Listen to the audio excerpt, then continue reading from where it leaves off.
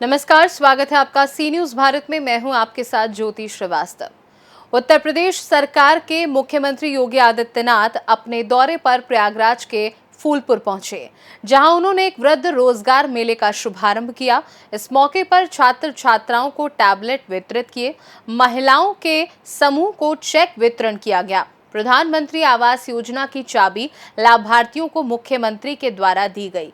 इस मौके पर मुख्यमंत्री ने लगभग 634 करोड़ की लागत से लगभग 400 योजनाओं का लोकार्पण और शिलान्यास किया।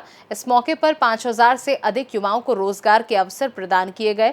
छात्र छात्राओं को टैबलेट और स्मार्टफोन वितरित किए गए और 7000 से अधिक युवाओं को करोड़ों रुपए का ऋण वितरण किया। इस मौके पर कैबिनेट मंत्री नंद गोपाल गुप्ता नंदी, परिवहन मंत्री दयाशंकर सिंह, सांसद प्रवीण पटेल, गणेश केसरवानी के साथ कई गणमान्य लोग मौजूद थे। इस मौके पर जिन लोगों को टैबलेट मिले, उन्होंने खुशी जाहिर की और उन्होंने कहा कि आने वाले समय में हम लोग इससे बेहतर तैयारी कर सकेंगे। अपनी कुर्सी की चिंता थी, तब इनको अपनी कुर्सी की चिंता थी। तब राजू पाल जैसे गरीब मारे जाते हैं, उमेश पाल जैसे मारे जाते हैं। हम लोगों ने तो कहा कि अपराध और अपराधियों को बख्शेंगे नहीं, जीरो टॉलरेंस की नीति के तहत सरकार कार्य करेगी। हम सुरक्षा सबको देंगे, सम्मान सबको देंगे, विकास सबका करेंगे। लेकिन अगर किसी ने किसी बेटी वहां चलती हुई बेटी पर हाथ डालने का दुस्साहस किया तो उसके हाथ अलग होंगे, पैर अलग होंगे, जरूर करवा देंगे। हर बेटी को सुरक्षा प्रदान करना ये सरकार का दायित्व है और सरकार अपने इस दायित्व का निर्वहन करेगी, किसी भी हद तक जाकर के करेगी। हर व्यापारी को सुरक्षा प्रदान करना हमारा कार्य है और सरकार किसी भी हद तक जाकर के सुरक्षा भी देगी, उन्हें सम्मान भी देगी। हर नागरिक को सुरक्षा प्रदान करना, हर बहन और हर बेटी की सुरक्षा करना इस सरकार का कार्य है, सरकार उसको भी करेगी। और तब भी मैंने कहा था, माफिया अगर सिर उठाने का दुस्साहस करेगा तो उसको मिट्टी में मिलाने का काम भी सरकार करेगी। और बहनों और भाइयों, आज मैं आपसे कहने के लिए आया हूं, ये जो बड़ी बड़ी घोषणाएं कर रहे हैं, ये वही लोग हैं जिन माफियाओं के सामने आज कभी नाक रगड़ा करते थे, उनके सामने, दंगाइयों के सामने नाक रगड़ा करते थे।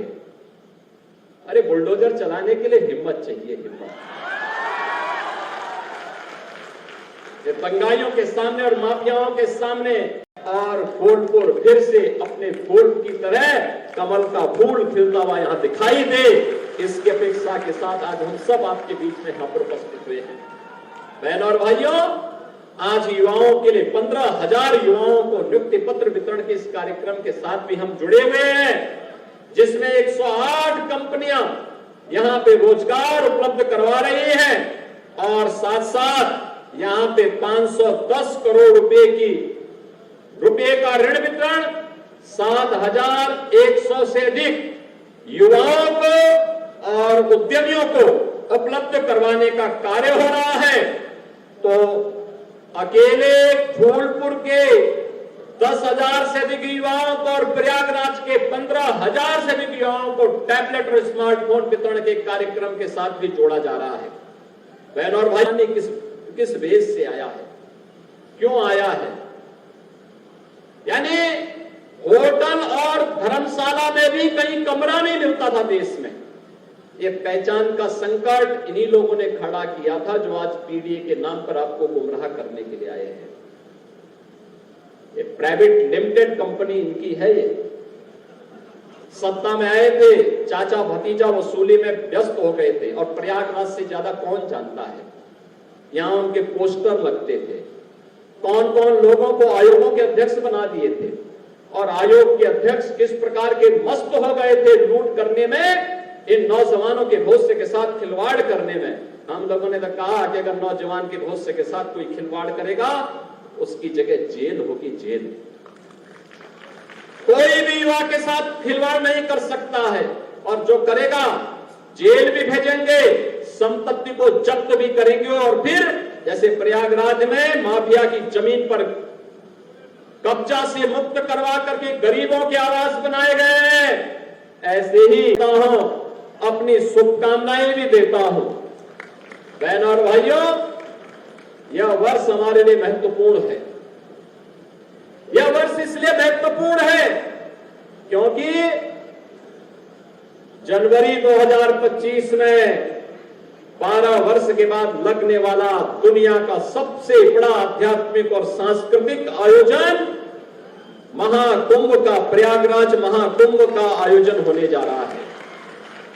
हमारा प्रयागराज एक बार फिर से वैश्विक मंच पर अपनी सुव्यवस्था, अपनी सुरक्षा, अपनी स्वच्छता के लिए फिर से अपनी अमिट छाप छोड़ेगा और दुनिया से आने वाले सनातन धर्मावलंबियों को अवगत करने और आतिथ्य करने का एक अवसर हमारे प्रयागराज वासियों को प्राप्त होगा। इसकी तैयारी के साथ आज जुड़ी हुई परियोजनाएं प्रयागराज और फूलपुर के साथ जुड़ी हुई है।